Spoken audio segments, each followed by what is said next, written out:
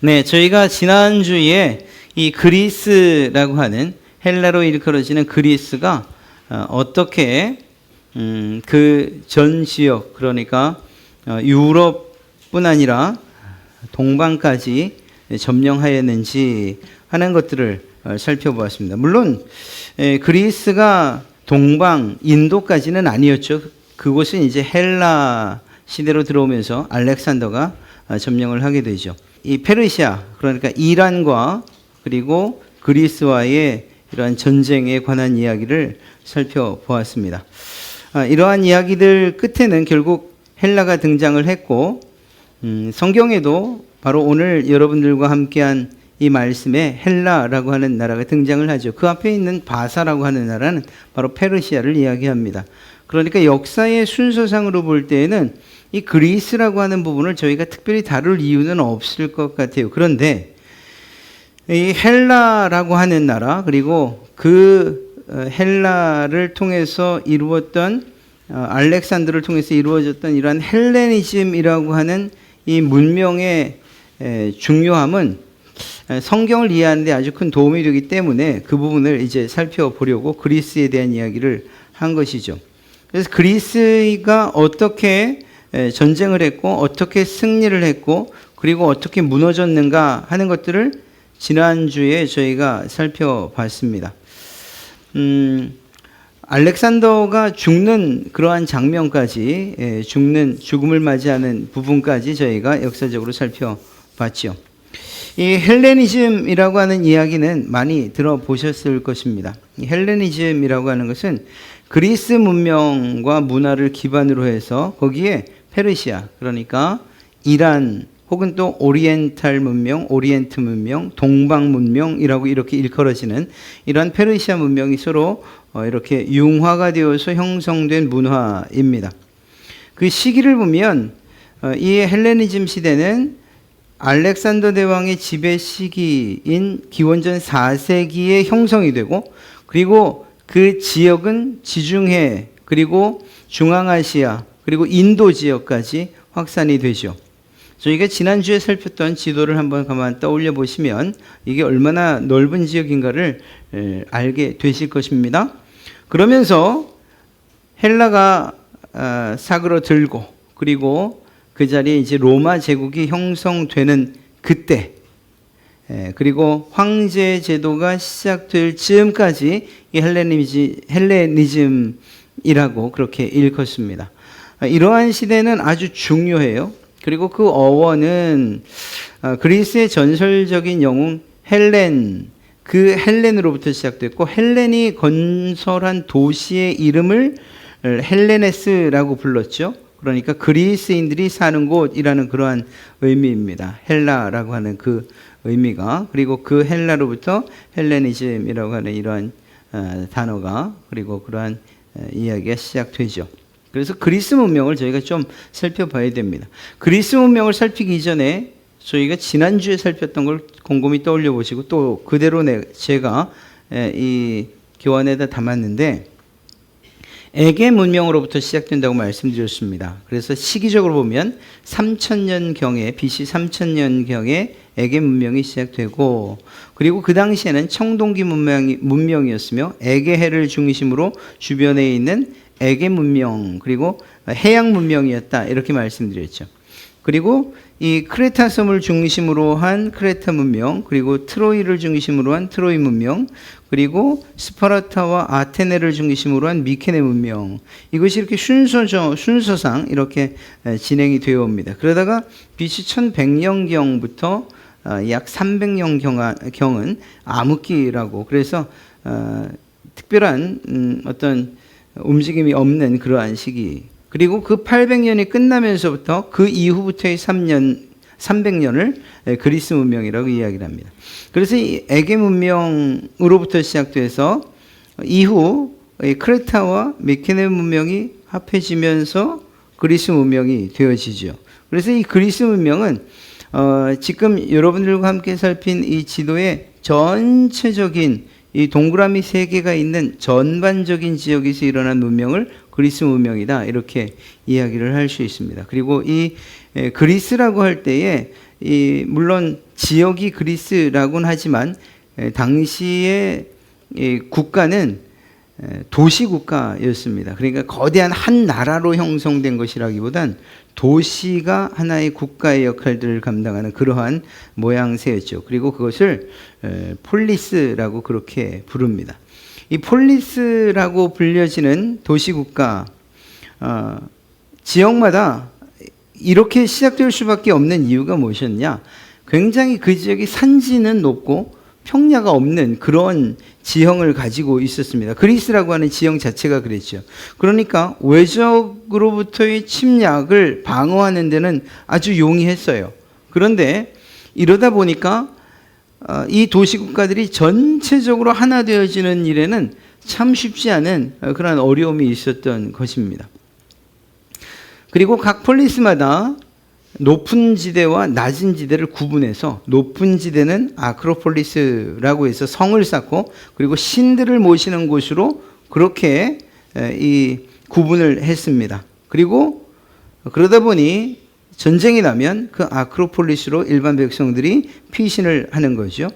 반면 낮은 지역, 이 고도 자체가 낮은 지역은 아고라라고 하는 이 낮은 곳에 형성된 이곳은 사람이 사는 곳이다, 이렇게 생각을 했습니다. 그래서 거기는 회의장도 있고 사교장도 있고 그냥 일반 백성들의 삶이 이루어지는 곳이죠. 그래서 신의 영역과 사람의 영역을 아주 구분을 했던 것, 그것이 폴리스의 이러한 모습이었습니다. 이 폴리스라고 하는 곳에서 그러니까 그리스 이 지역에서 민주주의가 시작되었다, 이렇게 이야기를 하죠.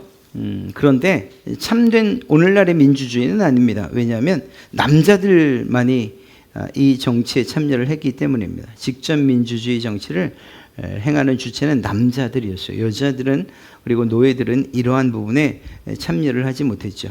그러다 보니까 시민권, 또 정치에 참여할 수 있는 그러한 권리나 노예를 가질 수 있는 권리들, 이것은 남자들에게만 해당되는 그러한 것이었습니다. 물론 이후에 전체적으로 확대가 됩니다. 어찌되었거나 이렇게 폴리스라고 하는 도시국가들이 주변에 이렇게 널려 있는 상태다 보니까 말씀드린 것처럼 각각 자기의 도시를 지키는 데는 나름 용이한 지형이었지만 그리스라고 하는 전역을 이렇게 하나의 국가로 형성하는 일은 쉽지 않은 일이었어요. 그럼에도 불구하고 이들은 함께 힘을 싸워서 싸워야 될, 함께 힘을 합해서 대적해야 될 그러한 외적들이 있지 않습니까? 예를 들면 뭐 페르시아도 마찬가지고. 그래서 지난주에 살펴봤던 것처럼 페르시아가 쳐들어왔을 때는 아테네 그리고 스파르타가 함께 힘을 합해서 또 다른 여러 도시국가가 연합군을 형성해서 싸워서 충분히 이겨내지 않습니까? 그러니까 스파르타의 그러한 군사 훈련이라든가 아테네의 그러한 풍부한 전략이나 또 그들의 문화 그리고 또 사상, 이러한 것들이 다른 외적들을 혼자서는 힘들어도 힘을 합해서는 이겨낼 만한 그러한 능력이 있었던 것입니다. 물론 서로 싸워서 결국 펠로폰네소스 전쟁이 일어나기도 하고, 또 그것 때문에 결국은 그리스 문명이 이제 막을 내리는 그러한 길을 걷기도 하지만, 그러다 보니까 이런 폴리스들이 서로 좀 힘을 좀 모아야겠다, 이러한 생각들을 하게 되죠. 이렇게 통합되는 일, 그리고 하나 되는 일을 위해서 사용되었던 것이 바로 고대 올림픽입니다. 그래서 기원전 776년경부터 시작된 이 고대 올림픽을 통해서 폴리스들이 서로 흩어져 있지만 서로 동족이다, 그리스 동족이다라는 이러한 의식을 함양하기 위해서 이런 올림픽을 열었습니다만, 그러나 그것만으로는 이 어떤 공동체로서 또 하나의 국가로서 통합되기는 아주 힘들었죠. 이러한 것이 이 기본적인 폴리스, 도시국가로서 가지고 있는 나름의 이점이자 또 한계라는 것을 알 수가 있습니다. 그리스 하면 문화, 특별히 종교, 철학, 예술, 또 우리가 잘 알고 있는 신화, 이러한 부분들이 우리가 생각하는 것보다 훨씬 발달되어 있는 그러한 부분을 볼 수가 있습니다. 그리스 문화의 특징이라고 하면 인간 중심이라는 것, 이것 하나는 좀 기억을 하고 계셔야 됩니다. 그래서 인문주의를 기초로 해서 이성 혹은 개성을 존중해서 한 사람 한 사람의 인간성을 중시하고, 그러다 보니까 개인의 자유를 매우 중시하는 이러한 사상과 사고를 가지고 있었죠. 그러다 보니까 이 그리스의 문화를 네 가지로 표현하라 그러면 인간주의, 그러니까 현실주의가 될 수밖에 없는, 현실에 아주 이 중점을 둘 수밖에 없었죠. 그리고 또 합리주의와 자유주의, 이러한 네 가지로서 이야기될 수 있는 것, 이것이 그리스의 이러한 문화의 특징이다, 이렇게 말할 수 있습니다. 빼놓을 수 없는 것이 이제 그리스 신화인데, 이러한 그리스 신화에도 역시 이러한 생각들, 즉 말씀드린 현실, 합리, 자유, 인간주의가 고스란히 녹아져 있는 것을 보게 됩니다. 그래서 너무 인간적이다는 그러한 특징을 가지고 있죠. 여러분들이 그리스 신화나 로마 신화를 읽어보면 이게 신이야? 이 사람이야? 이 경계가 구분되지 않는 그러한 모습들을 보게 됩니다. 신인데 싸우고 사랑하고 질투하고 이런 인간 본성들이 신들의 특성 안에 고스란히 다 담겨져 있는 거죠. 그러다 보니까 그리스 신화에 나오는 신들은 우리가 말하는 하나님, 절대적이고 완전한 이런 신과는 거리가 굉장히 멉니다. 그래서 신임에도 불구하고 인간들에게서 볼 수 있는 욕망이 그 신들에게서 발견이 되고, 또 인간이 가지고 있는 그런 약점들 역시 그 신들 안에서 발견되고 보이는 거죠. 그러다 보니까 신인데도 죄를 짓는 거죠. 그리고 그 신들의 계보 혹은 또 그들의 싸움, 그들의 관계를 보면 아주 얽히고 설켜 있는 모습들을 보게 됩니다.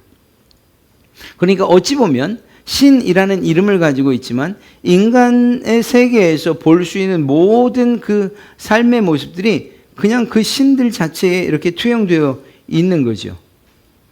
그러다 보니까 이 신들을 대적해서 싸우는 인간들이 나타나게 되고, 그들은 신처럼 이렇게 추앙을 받게 되고, 또 실제적인 인물이나 영웅들을 신격화하는 일들도 일어나게 됩니다. 신과 사람의 경계가 이렇게 불분명한 거죠.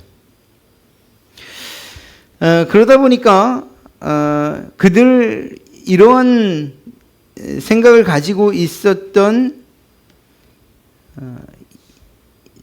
이들이 가지고 있었던 그러한 생각들은 그들의 문화에 그대로 나타날 수밖에 없었고, 그리고 앞으로 보게 될 그러한 문화의 내용들도 역시 인간을 중심으로 하고 있고, 그들의 개인적이고 그리고 자유를 중시하는 그러한 모습으로, 그러면서도 인간과 자연에 대한 합리적인 사고를 중심으로 그것들을 중요하게 여기는 그러한 방식으로 문화가 만들어지게 된다는 것을 보게 되죠.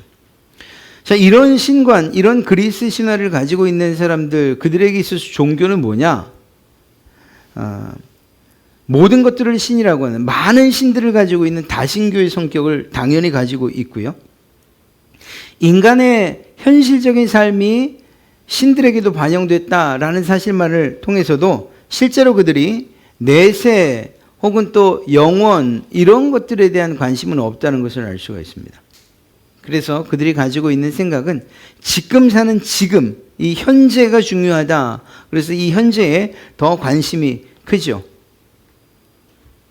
그러니까 여러분이나 제가 축복, 하나님께서 주시는 은혜, 축복, 영적인 부분, 이런 것들에 그런 것들을 아주 중요하게 여기는 반면, 그 사람들에겐 영적인 축복, 이런 건 별로 중요하지 않습니다. 구원, 죄로부터 구원받는 것, 아니 무슨 그게 의미가 있겠습니까? 자신들이 이야기하는 신들에게서 벌써 죄가 발견이 되는데 말입니다. 그러니까 그런 구원, 영적인 부분, 이런 건 별로 중요하지 않아요. 현재가 중요해요. 내세, 죽어서 가는 세상, 이런 것들은 중요하지 않아요. 지금 현재가 중요하고, 그러다 보니까 지금 내가 느끼는 감정이 중요하고, 또 나라와 나라의 싸움 혹은 또 전쟁이 있었던 시대니까 그 전쟁에서 승리하려면 어떻게 해야 되는가, 뭐 이런 것들. 또 농사를 짓는 만큼 이것들을 많이 거두려면 어떻게 해야 되는가, 그런 것들에 대한 관심이 신들에게서 요구하는 것이고, 그 신들에게서 찾고자 하는 것들이 그저 이 세상을 살아가는 방식, 이것에 불과하다는 것을 알 수가 있습니다. 그러다 보니까 그들에게 교리가 있느냐? 신에 대한 교리 없지요? 의식은 있어요. 제사라고 하는 이 점에는 좀 더 신경을 썼던 것 같습니다. 그렇지만 계명 이런 건 없지요. 어떻게 신을 섬겨야 된다, 이런 내용들이 없어요.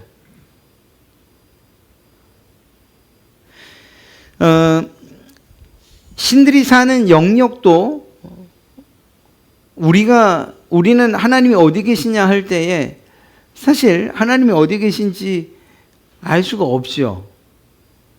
그렇습니다. 하나님이 계신 곳을 하늘이라고 우리가 표현을 할 뿐이지 정말 하나님이 하늘에 계시냐? 사실 알 수가 없어요. 물론 우리 마음 가운데 계시는 분이 하나님이시죠. 그러나 이러한 신적인 존재로서 계시는 곳이 계시다면 그곳은 어딘지 우리는 알 수가 없어요. 그런데 이 사람들, 그리스 사람들은 신이 어디 사는지 알아요. 올림푸스 산에 살아요. 10,000m밖에 되지 않아요. 그러니까 거기에 있는 신, 그러니까 언제든지 이 북쪽 올림푸스 산에 가면 그곳에 신이 있고, 그들의 신들의 삶은 우리들의 삶과 별반 다르지 않다. 그저 영원히 산다는 것, 이것 하나 다르다, 이렇게 인식을 하고 있는 것이죠. 그러다 보니까 이런 신관을 가지고 있는 그들에게서 나타나는 성향은 낙관적일 수밖에 없고, 그리고 무엇보다 이기적일 수밖에 없어요. 나만 생각하는, 나 중심적인. 그리고 이런 영적인 것보다 세상적인 것, 세속적인 것에 더 주의와 관심을 기울일 수밖에 없죠. 신의 세계도 중요한데 내게 더 중요한 건 지금 내 인간 세계가 더 중요하다. 내세보다는 현세가 더 중요하다. 그러다 보니까 자유도, 그리고 현실도, 현재도 이들이 중요히 여길 수밖에 없었던 것입니다. 그러니까 영원에 대한 생각들이나 선악간에 구별을 해서 정말 하나님께서 우리에게 요구하시는 바가 바로 이러이러한 것이다. 계명과 의식, 그리고 명령, 이런 것들이 이들의 신관 안에서는 찾아볼 수가 없는 거죠. 그러니까 아주 인간적인 그러한 태도로 이 종교 생활을 할 수밖에 없는 거예요. 그러니까 이들에게서는 하나님 중심 혹은 신 중심이 아니라 자기 중심, 인간 중심의 그러한 신앙생활을 할 수밖에 없는 거예요. 그러니까 이게 신앙이다까지도 이야기할 수는 있겠는가, 이렇게도 생각이 됩니다. 철학과 사상에 대해서는 그냥 이름을 열거하는 것으로서 좀 이야기해 보려고 합니다. 정말 유명한 사람들이 여기 다 있죠. 우리가 들어보던 철학가, 수학가, 또 의학에 관계된 역사, 문학, 다 이 그리스 문화 안에 다 들어와 있죠. 네, 그렇습니다. 우리가 잘 아는 피타고라스나 프로타고라스, 시대적으로 보면 이 프로타고라스는 이제 궤변 철학이라고 일컬어지는 소피스트의 대표적인 인물이고요. 소크라테스는 우리가 잘 알고 있는 객관적인 진리를 아주 강조하고 있는 그러한 철학가이고요. 플라톤은 이상국가론이나 철인정치, 그리고 또 어떤 면에서는 신학적인 측면에서도 아주 큰 공을 세운 그러한 사람이고요. 아리스토텔레스는 여러분들이나 제가 잘 알고 있는 그리스 철학과 인문학의 대가이죠. 또 여러 학문을 체계적으로 잘 정리한 아리스토텔레스 같은 경우가 바로 이 알렉산더의 스승이었습니다. 빌립 2세가 정말 이 알렉산더를 이 올바른 교육을 시키고 싶어서 아리스토텔레스를 아들의 개인 교사로 데리고 오죠. 그래서 개인 교사로 데려오는데 이 아리스토텔레스의 고향을 그대로 만들어다 줍니다. 그렇게까지 공을 들여서 아리스토텔레스를 자신의 아들의 사사로 개인 교사로 삼죠. 그리고 그 영향을 받아서 실제로 그는 이러한 사상 혹은 또 문학 또 책을 읽는 것 이런 것들을 아주 즐겨했습니다. 그래서 전쟁터에 나가서도 책을 읽었던 그러한 알렉산더 일화는 아주 유명하죠. 그렇게 배웠기 때문에 실제적으로 그가 가지고 있었던 정복 전략, 식민지 전략도 다를 수밖에 없었던 거예요. 부수고 그리고 잔인하고 포악하게 됐던 그러한 아수르나 혹은 바벨론 또 심지어는 뭐 페르시아도 마찬가지 이들과는 전혀 다른 정책을 취했던 거죠. 대부분 인정을 하고 대신에 세수에 대해서만큼은 정확하게 걷어들이는 이러한 정책을 썼죠. 자, 이렇게 이러한 정말 유명한 철학과 사상가들이 이 그리스 시대의 중심에 있었습니다. 문학으로는 우리가 호머라고 그렇게 저는 호머라고 했는데 요즘 보니 호메로스라고 그렇게 하더라고요. 그래서 일리아드와 오디세이 이 두 책은 전쟁에 관한 기록들이죠. 이러한 문학 작품들. 역사가로서는 헤로도토스가 있고요. 또 그는 페르시아 전쟁사를 썼고 역사학의 아버지라고 그렇게 불려지는 인물입니다. 이도 역시 그리스 인물이죠. 우리가 잘 아는 히포크라테스 의학에 있어서 정말 의학의 아버지라고 불려질 수 있는 그런 사람인데 이도 역시 그리스 사람입니다. 그러니까 사상적으로나 또 인문학적으로나 또 철학적으로나 얼마나 큰 공을 세웠는가 그것은 이 그리스가 낳은 인물들만 봐도 충분히 알 수 있습니다. 그리고 이런 사상과 이런 훌륭한 정신이 있었기 때문에 로마가 이 그리스를 흠모하게 됩니다. 이제 저희가 다음에 살피게 되겠지만 알렉산더도 마찬가지였고 그러니까 알렉산더가 이러한 그리스 사상과 그리고 페르시아의 사상을 합해서 헬레니즘을 형성하고 그리고 그 헬레니즘을 가지고서 자기가 정복한 모든 지역에 이러한 헬레니즘의 영향을 미치려고 했던 이유가 여기 있죠. 그리고 아주 중요한 것 한 가지가 무엇이냐?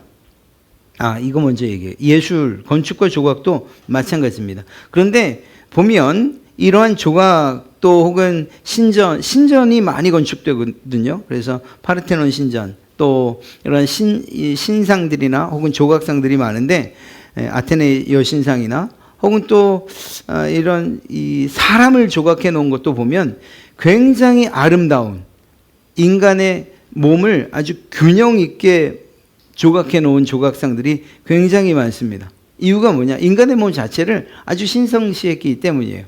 그래서 그들에게 있어서는 노인들이 그려지거나 이렇게 아픈 사람들이 조각되어지는 일들은 뭐 거의 없다고 봐야 됩니다. 이건 좀 여담입니다만 이 당시에 굉장히 성행했던 어떤 성문화가 있었는데 그게 바로 동성애입니다. 그리스의 동성애 그러면 지금은 유가 아닙니다. 실제적으로 플라톤도 그 부분에 대해서 이 동성애를 옹호하는 그러한 소크라테스도 마찬가지고 그런 발언들이나 기록들이 있죠. 그런데 지금의 동성애와는 좀 다릅니다. 그렇다고 편을 드는 건 아니에요. 어떤 이유에서 그 동성애가 굉장히 활발시 됐나? 지금은 이 쾌락을 위해서 아닙니까? 쾌락을 위해서. 그런데 그 당시에는 이런 생각을 가지고 있었습니다. 여기 뭐 여성분들이 정말 많은데 그 당시에 그들이 생각했던 내용을 말씀드린 거예요. 지금 제 생각이 아니고 여자의 몸의 불완전함을 아주 강조했어요. 여성의 몸은 불완전한 몸이다. 그래서 그러다 보니 남자 미소년의 몸을 완전한 몸으로 생각을 했던 거예요. 그리고 그래서 실제적으로 어떤 그 성교까지 가는 일들이 거의 사실은 없었다고까지도 말을 합니다. 말씀드리긴 참 죄송스럽지만 그러한 동성애를 통한 그러한 성교 행위들은 정말 지저분하지 않습니까? 그런데 거기까지 가는 건 아니고 그런 몸들을 아주 완전한 인간의 몸으로 이렇게 인식을 했던 거죠. 그런 면에서 이 동성애가 아주 매우 활발했던 그러한 시대다 이렇게 이야기를 합니다. 아주 중요한 것 한 가지가 바로 이 언어에 관한 부분입니다. 이 그리스어가 많은 방언들을 가지고 있었습니다. 그래서 이오니아어, 아티스어, 에올리아어, 도리스어, 대부분 이게 뭐 민족이나 지역의 이름을 따고 있는 건데요. 그 가운데에서 아티스어라고 하는 이 언어가 BC 5세기 이후에 대부분 그리스 지역에서 통상되던 언어였어요. 그런데 여기서 이제 코인의 헬라어라고 하는 용어가 나오는데 그것은 이오니아어화된 아티스어예요. 뭐 이건 별로 중요하지 않아요. 그냥 우리가 굳이 생각한다면 코인의 헬라어 이 정도만 기억하면 좋을 것 같습니다. 이 코인의 헬라어가 기원전 4세기 알렉산더 대왕이 그리스를 통일하고 남유럽 그리고 저쪽 서아시아를 정복하면서 그때 이제 형성이 되거든요.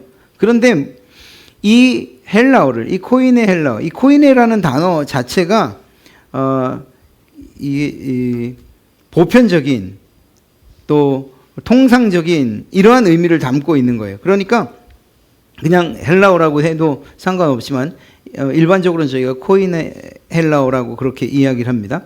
이 코인의 헬라어가 알렉산더가 자기가 정복한 지역에서 모두 사용하게 했어요.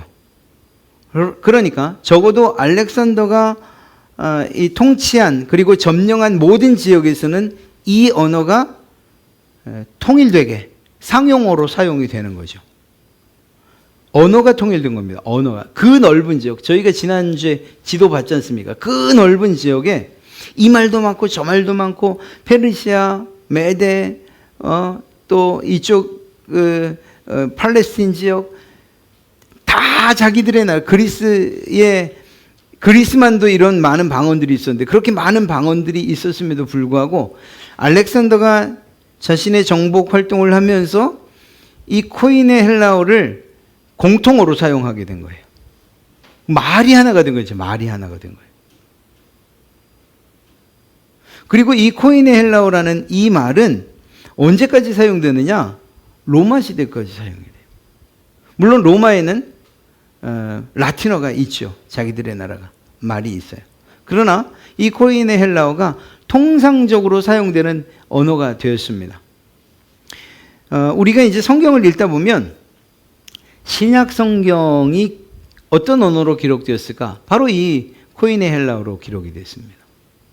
그러니까 이 그리스어, 헬라어, 지금은 이제 이 헬라어라고 하지 말고 그리스어라고 하자는 그러한 움직임도 있는데 어찌되었거나 이 헬라어로 신약 성경이 기록이 되거든요. 그 과정은 이집트 알렉산드리아에서 이제 이 성경 번역이 일어나는데 구약 성경에 대한 70인역이 그곳에서 나옵니다. 그 이야기에 대해서는 또 다음에 한번 다시 하도록 하겠습니다. 신약 성경 기록에 사용된 언어가 바로 이 헬라어였다는 거예요. 당시에는 구약 성경은 당연히 히브리어로 기록이 되어 있죠. 유대인들의 말 히브리어로. 그런데 또 그 가운데 일부분은 아람어로 기록이 되어 있었습니다. 구약 성경은 그랬어요. 그런데 이때 이 아람어 일반적으로 아시리아나 바벨론, 페르시아에 사용되던 언어인데 헬라 시대 이래에 히브리어는 성경 이외에 다른 어떤 종교 문서에만 사용됐고 일반적으로는 통용하는 말은 아람어로 주로 했거든요. 아람어로.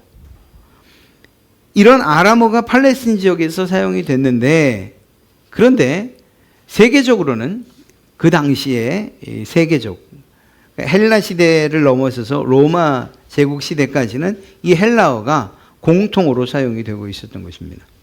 그러니까 아람어를 사용한다 하더라도 헬라어를 알았던 바로 그 사도 바울과 그리고 이방 이방인으로서 사도된 이방인 복음 전도자들이 이 헬라어를 얼마나 유용하게 사용했을까를 한번 생각해 볼 필요가 있는 거죠. 여러분이 어디 가서 복음을 전한다, 그런 선교사의 사명을 가졌다 할 때에 제일 어려운 게 무엇이겠습니까? 말이죠. 그래서 저희 선교사님들 오셔서 늘 하는 얘기가 그거잖아요. 제가 2년 동안 이 언어를 배우고 있습니다.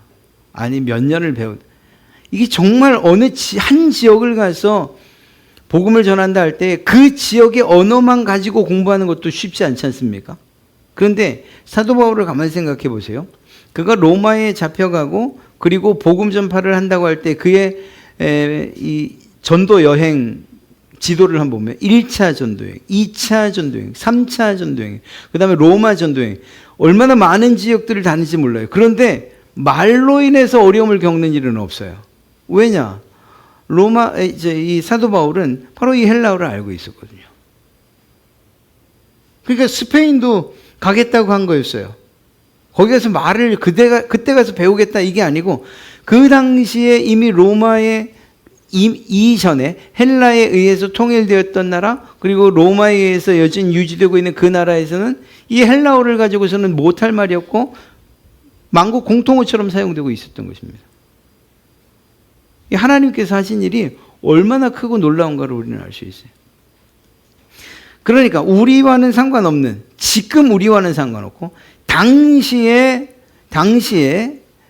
이 유대인들과 특별히 상관없을 것 같은 이 먼 나라 이야기 그리스, 그리고 그곳에서 일어났던 일, 그리고 그 그리스를 사용해서 알렉산더가 퍼뜨렸던 이 헬레니즘 문화가 한편으로는 정말 인간을 중심으로 하는, 그래서 하나님을 대적하는 그러한 문화처럼 보이기도 했지만 또 다른 면에서 이러한 이 언어의 통일, 그리고 또 헬라 제국을 통해서 놓아졌던 그러한 이 군사용 도로들, 이러한 것들은 복음을 전하는 일에 아주 크게 사용되죠. 뭐 로마도 이제 우리가 살펴보겠지만 로마로 인한 그 평화, 그 팍스 로마라고 하는 그러한 시대는 결국 주의 복음을 전하는데 아주 중요한 역할을 합니다.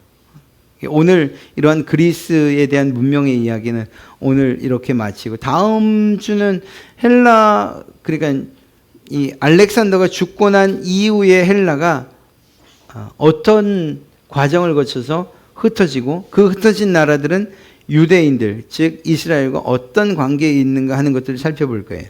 여기까지 살펴보고 나면 그러면 이제 유대인들의 분파에 대한 이야기도 거기에서 나오게 되고, 그리고 이어서 로마의 이야기가 맞물려 나오게 될 거예요.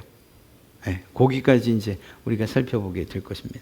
오늘 여러분들과 함께 살펴본 거, 그냥 정말 제가 이거를 준비하면서 야, 내가 정말 공부를 좀 더 열심히 할 걸, 역사 공부를. 근데 지금 또 하다 보니 역사 공부를 열심히 했다고 해도 이것 이상 제가 여러분들에게 알려드릴 수는 없을 것 같다 하는 생각도 들어요.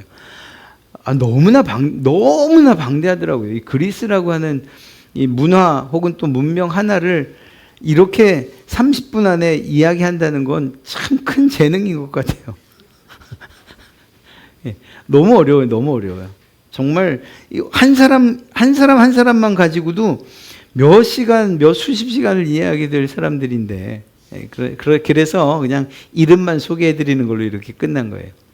그리스 문명은 그냥 이렇게 흘려 지나갈 그것이 아니고 알렉산더에 의해서 그리고 로마의 시대까지 영향을 미친 그런 문명이고 사상이라는 것, 이 정도까지만 이해해 두시고, 그리고 그때의 중심이 인간 중심이었다는 것, 그리고 실제로 로마 신화를 가도 그리스 신화의 판박이에요.